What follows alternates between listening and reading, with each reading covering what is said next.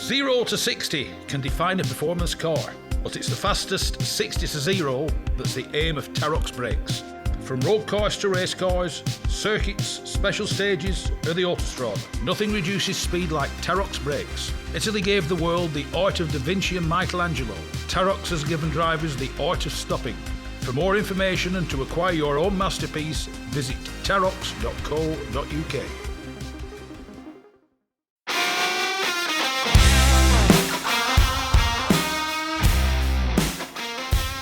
Yes, it's me, Mike Stone, and this is the Backseat Driver Podcast. It's the fastest, it's the friendliest, and it's for all the family. The Gas Shocks 116 Trophy and 120 Coupe Cup are the fastest growing race series in the UK, taking in 6 one-hour races and 8 sprints at all the top circuits. Visit 116trophy.com to find out more and get yourself behind the wheel.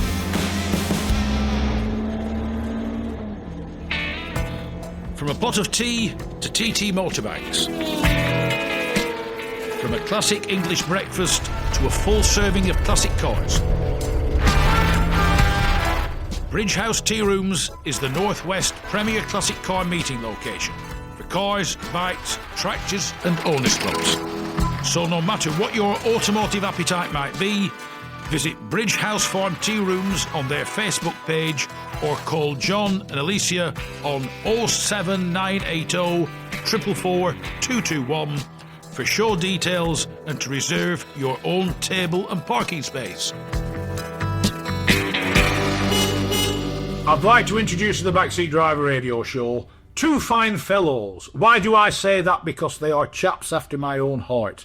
They are lovers of the Fiat Panda, and everybody knows I love my Fiat Pandas. So without further ado, and before we start chatting about why they like Fiat Pandas, I'd like to introduce Anthony Harrison and Marcus Pomfret. Gentlemen, welcome to the Backseat Driver. Hello. Hello, thank you very much. Now, before we get into your Panda obsession, I mean, you both are rally drivers of, shall we say, you've been at it for a bit, haven't you? Been having a go at it for a while, yeah. I started in competing in about 96. Yeah. But I've been spectating right through the 80s, really. Yeah. My brother's a little bit older than me, and he got me into it, took me out of school, went to watch the Lombard RAC rally. When it were a proper one. When it was a proper one, yeah. And we just progressed from there, really, and did a little bit of 12-car rallying. Yeah. Why not have a go at stage rallying, and it snowballed and snowballed, really. Yeah. I mean, what were you driving then? So, started off Talbot Sambas. Yeah. Ernie Latton, LED Motorsport. Oh, yes. Yes. That's the guest, he's heard it. Yeah. Built a fabulous engine in one of the cars for me. So I did a lot of night rallying in that. Yeah. And then, but my real love, and his love as well, is Mark 1 Escorts. Yeah. So I've had a lot of Mark 1 Escorts, Mark 2 Escorts. Some of them haven't ended well. Some have come out of Gisborne Forest needing a new body shell. Yeah. I still own one. I've got a Mark 1 Mexico. Pride and Joy. And we've basically done local forest rallying. Yeah. Is really what my love is of the gravel and sideways and stuff. I'm not very good. I can go sideways, but I can wave at spectators, but I'm not that good. And I got to know Marcus through taking photographs. Yeah. Or he took some photographs probably 95, 96. Yeah. Devil's Own. Oh, yeah. Well, it wasn't, they were Tiger rallies then, were they? But Yeah. so we used to just come across each other at different events. Yeah. And he would take pictures or be competing as well, and sort of developed a rally friendship through that, really. Yeah. And I was looking to do the 23 RAC rally. Yeah. Looking for a co-driver and a team, and so I approached Marcus. I put an entry in and said, I now need a co-driver. A co-driver, how do you fancy it? Yeah. And at that point, he'd only done a few sort of forest rallies as well, and on pace notes. So anyway, he stepped up to the mark, and off we went on a bucket list event for most of us, which... I mean, what's your history in rallying, Marcus? Yes. I mean, not being funny, you have the cheaper side. As somebody once said, co-driving, pencils don't cost as much as cars. Yeah, my background in it, my father competed back in the 70s in road rally, and he was a member of Clitheroe Motor Club. Yes. And he rallied minis first, then escorts, Mark 1 escorts in the 70s. He was sponsored by Reedy's Only Music. Oh, yeah. By God, that's a name from the... Yeah, there you go. So we were from Blackburn. That's our sort of family history. And he competed then, and I just grew up with the rally car always being around, and I was obsessed. I had rally sport, I had car conversions, had all the posters, and just was obsessed. But ironically, I never went to a road rally. Oh. He was involved in rallying, but I never went along. I was maybe too young, really, and then... First big rally I went to the 1979 RAC rally. Yeah. I went and spectated. My dad took me, and that was it. I was hooked. Yeah. My dad stepped out of motorsport from the sort of 80s period. He jumped out of it altogether, and I remained at school absolutely obsessed. Yeah. We still went watching. But Wednesday morning, get down and get your military nerd. Yeah. So it took until basically I could drive to get properly involved. Yeah. And finally got my own car. I bought a Mini. Yeah. And that was it. It was enter a 12 car, enter out you could. I had no money. I went to university, and it was just rallying on a shoestring, doing 12 cars, doing whatever I could. And I then spent a lot more time in the organising side of rallying, really, through Fred Bent and the Illuminations Rally, which was big in the 90s. In the 2000s when it ran as a historic rally. Yeah. I spent a lot of time involved in that, marshalling and organising. I mean, just looking at that's one of the great things about motorsport, and what you might call local rallying. Yeah. You can be involved in it without the expense of having a car. Sure, exactly. And that was certainly the earlier days was more that. And it took until I was sort of nearly 50 to do a stage rally. Ironically, I'd done a lot of road rallying, did a lot of historic road rallying. Yeah, I got to midlife crisis, and another mate of mine approached me. He bought a rally car and said, he'd always said, if I buy a rally car, you co-drive. And that was like 30 years ago. I always said, yeah, if you buy one, I will. Yeah. And it took to then, and we got one and went off rallying. So first forest rally we did, we went and did, we weren't even going to do a forest rally. We were going to go and do a single venue, like you should start with. Instead, no, we into the forest. We did the Grisdale stages in 2019, and finished it. So, and that then led to. Well, not being funny to finish. Everybody thinks that, like we were saying before we went on air, finishing is quite important.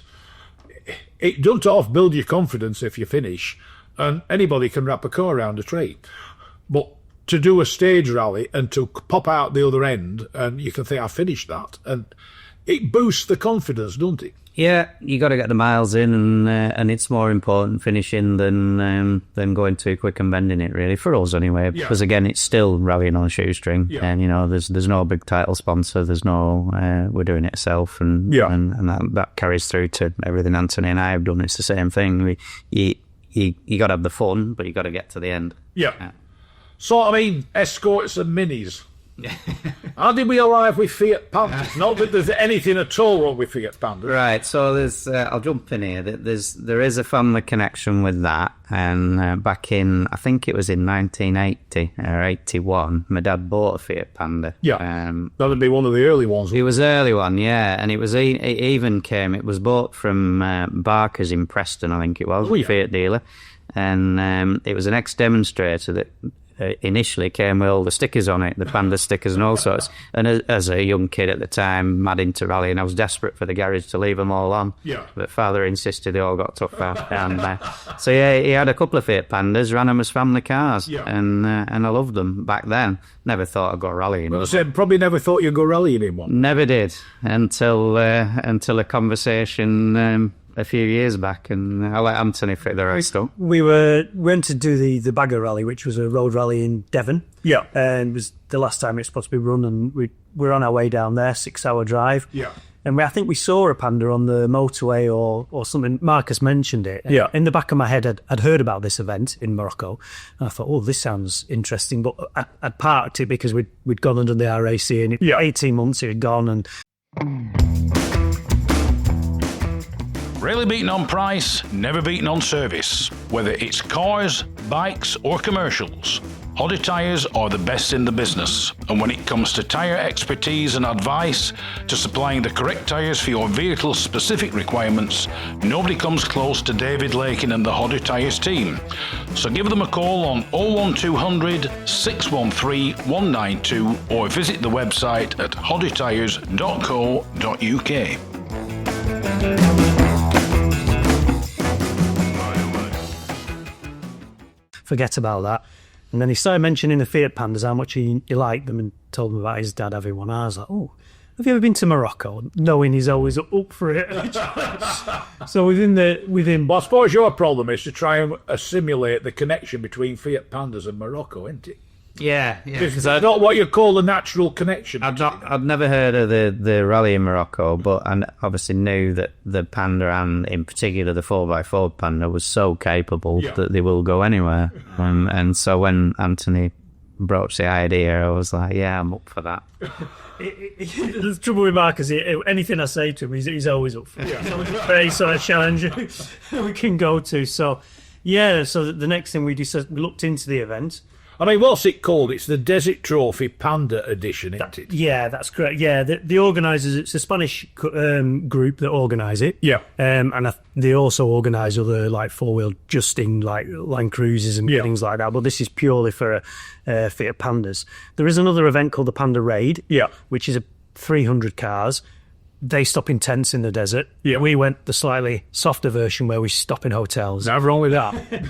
Apart from one night, we did stop in a tent in a bivouac. Oh, that were enough. That was cold. Too cold in desert. So it was like, well, that was the plan. So the event is based in Spain. You all arrive in Spain, we gather at a hotel, and then do all the formalities and scrutiny and work. I mean, before we get to that, how did you go and find the Panda? Because at the time, when this struck you as a good idea, you didn't have one knocking about, did you? We went and looked at one locally. Yeah. That had done the event before. It wasn't quite... I'm quite OCD when it comes to my own preparation. Yeah. And I could see that I would end up taking the whole thing apart to put it back together. Not that there was anything wrong with it. So I thought, no, it's not for me. We're going to go for a standard one. Yeah. So I joined a Facebook group. One popped up there for sale. Yeah. In Weston-super-Mare, which is 230 odd miles away from here. Yeah. Right. I chatted to the chap. He did a video for me. I was convinced that it was rust-free, which is the main thing. Considered it was a standard car. Standard car. Yeah. Standard car. Didn't have a tow car at the point. I know. I'll go on the train. I'll drive it back. And it was only on the way down I was thinking to myself, it's a Fiat Panda 750 Fire Edition. Yeah. And I thought, oh, it's a bit of a limited edition. And then it clicks, 750. Bugger, but it's only 750cc. And only two-wheel drive. Yeah. The four-wheel drive prices are horrendous. An original Panda 4x4 is worth fortunes, even in tatty condition. Absolutely, yeah. And it just wasn't... We'd thought about going abroad and buying one and bringing it back, but obviously the logistics and the time away just didn't work. Yeah. So off went to Weston-super-Mare, purchased the car, set off great. I thought, right, off on our way back, broke down on the way back. Onto the hard shoulder I went, and I had to bump start it myself, which all added to the excitement. But then it was fine. It got myself back home. It was just a minor electrical glitch. And then set about building it to the best possible way I thought I could do, which was to keep it as light as possible. Yeah. Standard as possible and light as possible. The organisers provide a support vehicle. Yeah. Which you can put a box in the back with spares. Yeah. Plus, I knew that they really encourage you to keep the car standard. Yeah. So there's an abundance of spare parts. So basically spent quite a lot of money on new suspension, new springs, dampers, fabricated a sump guard, which I still say to this day was the best sump guard on the event. Yeah. Withstand anything.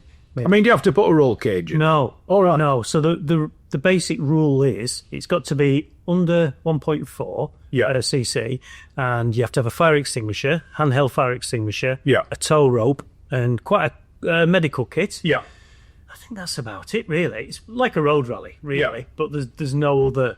So you don't put race seats in or harnesses or anything? We went with the standard seats. And standard seat belts? Standard seat belts. You can do, and some go to an awful lot of trouble. Yeah. There's some cars there which are like like proper stage cars. Yeah. Some of them are performing like a stage car as well, but you really don't need to in order to attain a good result on the event. You don't need that. Yeah. That would be more safety and vanity, I suppose, isn't it? Yes. Yeah. Hidden away in the heart of the Ribble Valley, Specialised Automotive Services offer unrivalled levels of talent for all types of vehicles. All makes and models, old and new, are cared for with the exact same levels of detail. From accident repairs, paintwork, or even full bespoke bare metal resprays. Mechanical rebuilds to full replacement or modifications of defunct electrical systems. Specialised Automotive Services offer traditional engineering and mechanical skills along with the company's constantly updated digital systems and diagnostics. Each SAS technician embodies the SAS ethos of ensuring everything is in order and exactly as it should be. To arrange a guided tour of the workshops and the new vehicle finishing and detailing bay, call Dean on 01282 776 081 or visit sas-autos.co.uk. So I mean, like wheels and tyres then, if it's standard, is it standard wheels and standard tyres? Van tyres. All right. I was recommended, there was 4 of us went from the UK. A chap over in Yorkshire, Howard, we call him our rally manager, and he sort of got us all together, and he'd done it before. So he said, I asked him about tyres, because I had a garage full of very worn out Pirelli Nobili tyres to get rid of. No, put van tyres on it. So spent £23 on some van tyres. Never had a puncture. Absolutely fantastic, weren't they? Yeah. We had quite a few of the other competitors looking and shaking their heads at the tyres, but they're laughing with us when we were overtaking them and stuff. So van tyres. So what's the format of the event? You get yourself to Morocco. Well, we start in southern Spain in Almeria. Yeah. We all get on a ferry together, and the organisers sort all that. That's all covered with the entry fee. Yeah. They do all the logistics side of it, which made things a lot easier for us. They sort out the customs for us. They sorted out local insurance for us. Yeah. SIM cards for us. We have a GPS. We fit a GPS tracking device, which they provide, and I'm led to believe it's the same sort of what they use on the Dakar rallies. Yeah. And the format is very similar to that. Yeah. Every morning at 8 o'clock, they would give us a route that markers would download. And that has waypoints on. So that'll be iPad time or tablet time. Tablet time. Yes. Stressful for Marcus at that point, because at some points we're looking for Wi-Fi in these foreign places and trying to get electronics to work that you won't find at home, but suddenly we're in Africa and then that we're doing all sorts of hotspots and stuff, and we basically needed our daughter or somebody other to press something and make it work. Yeah. But so the whole premise, it's like orienteering, really. You're going from one waypoint to the next. Yeah. So there's no marshals. So you start in the morning. Yeah. A start line and there's a finish line, but you don't see anybody else in between. And you're visiting all these imaginary points. So there's nobody out the waypoint. No. The waypoint is purely virtual. It can be. So on day one we set off. We did about 250 kilometres south from the ferry, basically, to what was our then stage start, as they called it. So that was like a 250k liaison road section, and then we start a competitive section, which we were following waypoints. So we pulled off onto like a gravel track in the mountains. Yeah. And at the allotted minute you start, and there was a start marshal and a big flag and the whole thing. It was like quite good. And there was a slight pause while a chap and a donkey went. Yes, was with a donkey carrying a cargo, went fast, and then we set off into the competitive section, and you literally following a track on a map. It can be a gravel track, it could be some bits of broken tar through villages. And you pick the waypoints up as you go. So you can see them on the map. And when you get close to it, if you pass within... They did vary the proximity, but I think on the road it was something like 10 metres of the waypoint. You pass through it. and the device will beep, and that's you capturing. Was there actually anything there? No. All right. Nothing there. Sometimes they would put them at strategic places. Yes. So that comes sort of later in the event where they specifically took you somewhere where the waypoint would be. Yeah. So on the first day, we were just following a route, just like you would follow a route on an OS map on a road rally. And you're picking up your time controls, or in this case, your code boards and your waypoints. So it's very similar to UK road rallying. But the way they got the result was a whole another ball game for us, wasn't it? Which we didn't fully understand when we set off, because having never done it, you don't know. And so the accuracy of your route following and your speed, a little bit like doing an average speed regularity, that was very important. We didn't realise this. And we now know where the result is won and lost. Yeah, it's not a solidarity event. Nowhere near. So if you're coming into hamlets, villages, towns, the speed is really reduced. Yeah. Even if it's not reduced actually on the road by speed limits, localised speed limits, the event will limit you. Right. Speed limit you, and you've got to stick to it. So the transponder is busily taking the transponder is giving all the data back for the event, and you pass a waypoint where the speed drops from 80k down to 50k and lower. At that waypoint, you've got to be doing that speed, and you've got to be below it the whole way through that section. Otherwise, you're penalised really heavily. And we found this out to our cost. We found it to our cost. So unfortunately, we mounted the GPS device over towards Marcus, which meant that I couldn't really see it very well, so keeping a tab on the exact speed you were doing was quite hard. So we did come foul of that. Don't get me wrong, we didn't barrel through ridge and things like that, but it was sensible, wasn't it? Yeah, but very creeping. Because we did literally go through people's backyards. All right. So how they PR'd it, I'm not sure, but they were all very welcoming. They were all children just running out to greet you and smiling at you and really so friendly. So friendly. It's Morocco's obviously is a very, very different place. I mean, I've never been. A friend of mine used to go regular and loved the place. Yeah. And you certainly, we were driving on some of the roads and thinking that there is no way you'd do this in the UK. Even in Western Europe, it's just so. I think Morocco's. They have a lot of space and a lot of sand. Although more of the event wasn't on sand, was it? Really, it was great. A lot of hard gravel, rock. Which is where the van tyres would win, because they're just like rock hard things. Yes. So day one took us from the ferry down into the sort of mountains. The weather was it was strange. It was quite overcast a lot of day one. It wasn't particularly warm. It was kind of, and then the first night we were overnight in a ski resort in Morocco, which I didn't know about. Beautiful place. Ilfam. Really nice. High up in the thing, and they literally shut the main street. You had all the Fiat Pandas, so 75 of us, 75 Fiat Pandas, had us all lined up. They had a huge blow arch that you took everywhere with us, and this huge screen that they had the daily highlights running on it. All in the main square, and there's big lights and stuff. So it'd be like, not being funny, be like the Dakar itself, really. Very much. It felt like it. It was, And everyone's so welcoming, laughing and smiling because of the quirky car, really. And my car is purposely kept plain. It looks like we bought it off an old Vicar or something like that. It literally is just plain. It just had the event stickers on it. And a lot of the people liked it because of that. They were all pointing and laughing and welcoming and laughing with us and stuff like that. But the organisers were so good. They put on a translator for us. All right. Because they would brief us all in the morning, and that was all in Spanish, which obviously is all lost on us. So us team from Britain we had the luxury of a translator. Which we couldn't have done without. We really couldn't. I mean, yours is a two-wheel drive, front-wheel drive. Yes. Was there any benefit, or would there be any benefit, to having a 4x4 version? Deep sand. Right. The deep soft sand. Would have made the difference.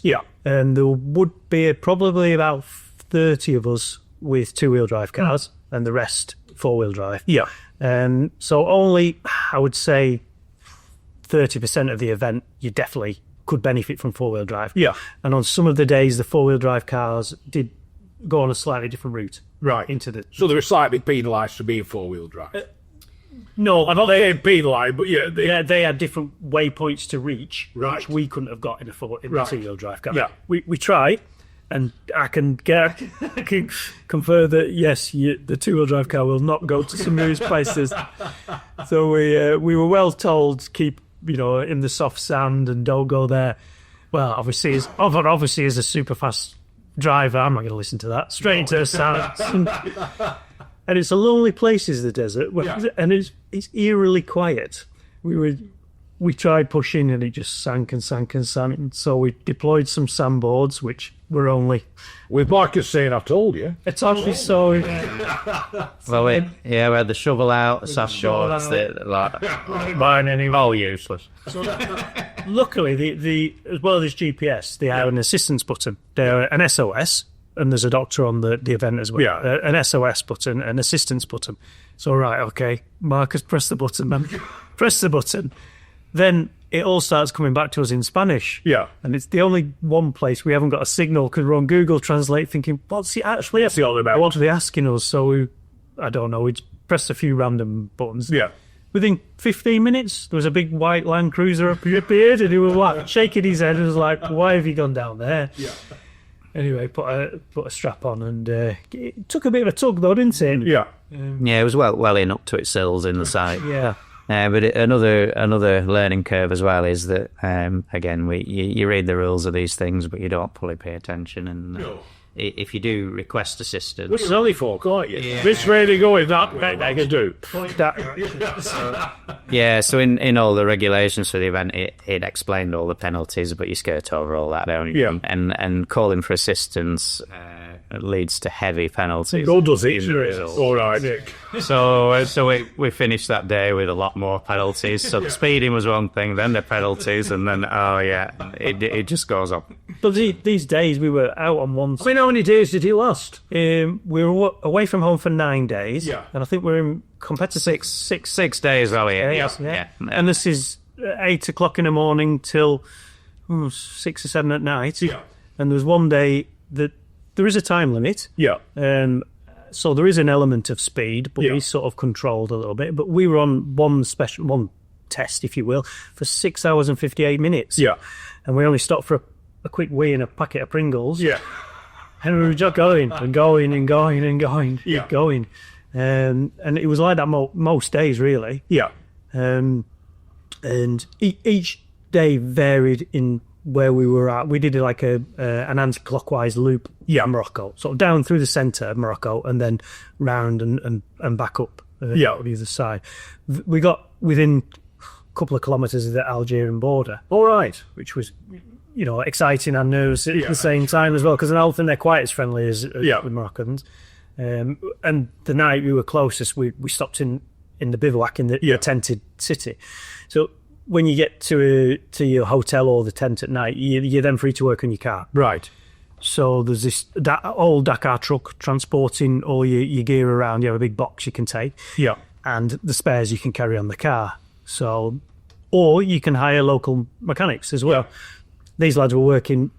We predominantly were going to have something to have a couple of beers and some food, and then we have a walk around the service area at night. And it was amazing what these lads were doing, wasn't it? It's midnight. They're taking gearboxes out. They said they were going to do an engine on one of them, weren't they? Yeah. So simple to work on, and throughout the night you'd hear them driving up and down the road, and stuff, testing cars and things like that. But their ingenuity in what they could make happen. Yeah. There was very few retirements. We think there was only 3 that didn't actually make it back in their own under their own steam. I mean, how did your Panda stand up? Did you have much to do to it? So that's me touching wood. No, nothing. Spanner check. I spanner checked it every night. Yeah. I put 2 air filters on it. A pre-air filter. Yeah. I blew them out every night as well. We took it to a local car wash. We borrowed somebody's pit at a car wash. He was happy for me to go underneath it and spanner check it. Just kept going. The starter motor clicked a couple of times towards the end of the event, but it just kept going. And all 4 of the cars that came from England, one had the carburetor rebuilt just through dirt. Yeah. But they all just kept going. They're so simple. It was just so simple. I mean, we weren't flogging them, but, 100 kilometres an hour across the desert, they're getting some abuse, the rattling and banging. And it's bumpy. Yeah, it's bumpy, but the lightweight. I suppose the beauty of it is if you look at a Fiat, it's a bit like if you look at the Citroën 2CV, you look at the Fiat Panda. Each one was built for the French and the Italians to abuse, because these little cars, both of them, the French one, the Italian one, the people who bought them tended never to look after them. No. The only thing they did was thrash the little bodies, and when they went wrong after 3 years of no oil checks or anything else, complained bitterly that it had gone out. So I suppose you're rallying in a car that was designed to have a very hard life. Very hard life, yeah. They're fantastic, and the places even the two-wheel drive car would go was amazing, wasn't it? Many a time, I thought we were going up the hill, we were coming down the hill. We referred to a place of hell. You said, going up there, Hellvellen. It was like in the leg of the street. Yeah, one of the days, I think it was day 2, wasn't it? We were on a section of hillside where we spent probably about an hour in first gear climbing, but it was like rock crawl. It was literally from one rock to another. It was Anthony picking his way very carefully just to preserve the drive shaft, preserve the car, but it just kept going. There's many a time I thought, it'll stop in a minute. That's it. It's going to be game over. It's going to be game over. We'll just be stuck. I mean, we break it. And I just hope somebody finds it. Yeah. I mean, the beauty of the way the event works, obviously, you are tracked, and roughly a minute behind you, there's another Panda coming. So, I mean, did you see your other competitors much? From when you sometimes, yeah. I mean, nighttime was very social. We're all together, but when you're out on the day section, quite often, no, you're on your own, and you will have a Panda roughly a minute in front and another one roughly behind, but you might not see them, unless somebody's got a problem and they stop to the side of the road, or we would then stop and always find out if they're all right. And somebody else will do that for you, but often you're running alone, and certainly when we were stuck in the desert, we were stuck, and there was nothing. You couldn't even see. From the sounds of it, the organisers were in behind the sand dune laughing. No, it probably were. But you're looking in all 4 directions of the compass out to the horizon, and you couldn't even see dust rising. You couldn't see anything. It's a very scary place, isn't it? Very strange. We did spend one day where we ran together with some other Spanish people. And that was purely because it was really soft mud, and it rained. Morocco. It rained one day, and we thought we started getting competitive.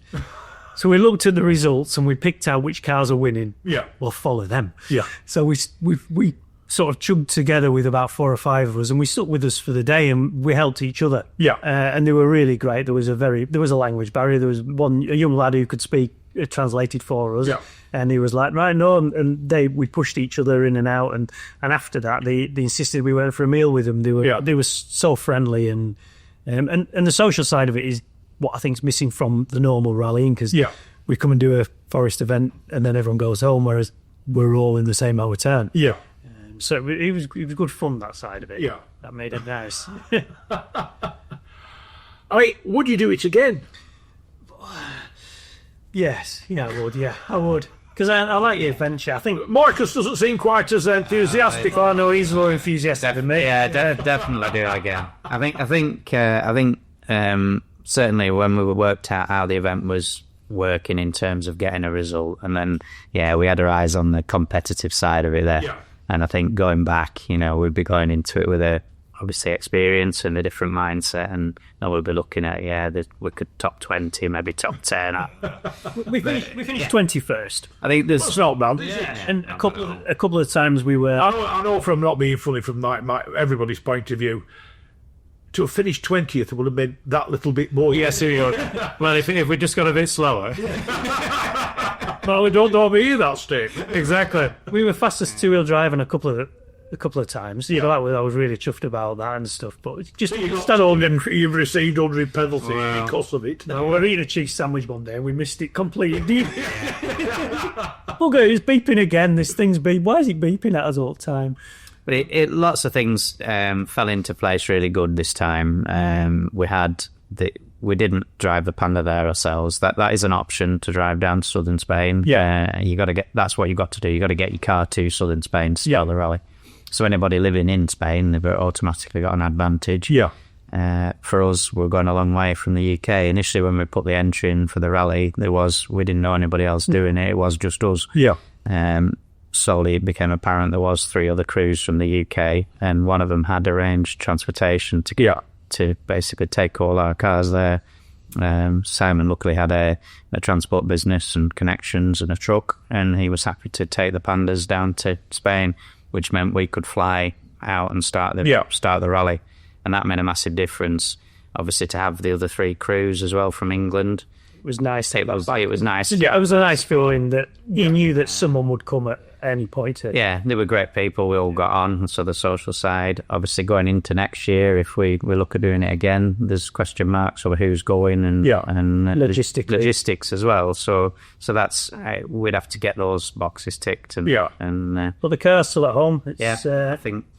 Wants a bit of a WD-40 on the starter motor, and we go again. There's a lot of sand in the car. There's a lot of sand in I want to say I once had the pleasure of test driving the Porsche 959 X Safari rally car. Right, well, look at you. And yes, I remember opening the door and the better part of a sand dune seemed to fall out of it. Yeah, no matter what you try, it's everywhere. It's everywhere. Dusty sound is everywhere. Well, at least when you show it to folk. I do. That's from that sand dune. That's from here. That's from there. It's not Blackpool, it's that. So some of it on the garden. I've poured it up on my garden. Genuine Sahara sand. But yeah, I'd love to go again. Whether we do or not, I'm not 100% sure. But I think we both concluded that the event is incredible value for money in motorsport terms. Yeah. I mean, obviously, it sounds like it's a real first world problem thing when you're talking about rallying and money but no, incredible value for money because it's not cheap at all. But we had 9 days away and 6 days of competition. And we were looked after in some of the best hotels in Morocco by some wonderful people. And it really, we came back from it thinking, that was good value, man. And what was funny, the Fiat Panda, from your description of it, for that event, you've a full-blown rally car for probably not a lot of money. In rally terms, it's good. It's good value. It's good. Well, let me ask you, what's it stand you at the pound? It stands me just shy of £3,000. By God. And that's with quite a bit of spares as well. Yeah. And there are cheaper ones out there. Yeah. Don't be wrong, but the rusty ones out there. Yes. This doesn't have any rust at all, which is the main thing. Yeah. It went with a 90s Italian Fiat. I mean, do you intend driving it about as a normal car at all? Is it going to make appearances? It's good. I think he's going to make an appearance on the Morecambe Tour. Right, okay. At a time level, I think so. It needs an MOT first, so it depends on that. But I went out in my Marlon Escort the other day, and I thought, I'm going to use this for that. And then I thought, it's hard work getting in this bucket seat, and it's hot and noisy and stuff, And then I got home and drove the Fiat to end of me driving back. I thought, I like this. It was always going to be sold. It was going to go, and that was the end of it. But I've become really attached to the blooming thing. Them that have them, like me, love them to bits. Yes. And from the sounds of it, you'd probably be sceptical when you bought this thing. Yes. We'll do this and then get shut of it. You fall in love with these little Fiats, don't you? You do, and everybody laughed at me when I told them what I was doing. And you've bought a Fiat Panda, and then I said Morocco, and they're like, "What do you know? That sounds really good." Anthony Harrison, Marcus Pomfret. It's been a pleasure chatting to 2 fellow Fiat Panda enthusiasts, although you two is by default and by chance. But I look forward to seeing the car because you're doing an event that I'm doing. But apart from that, Anthony and Marcus, it's been a pleasure chatting to you, so thanks so much for joining me on the Backseat Driver. Thank you very much. Thank you for having us.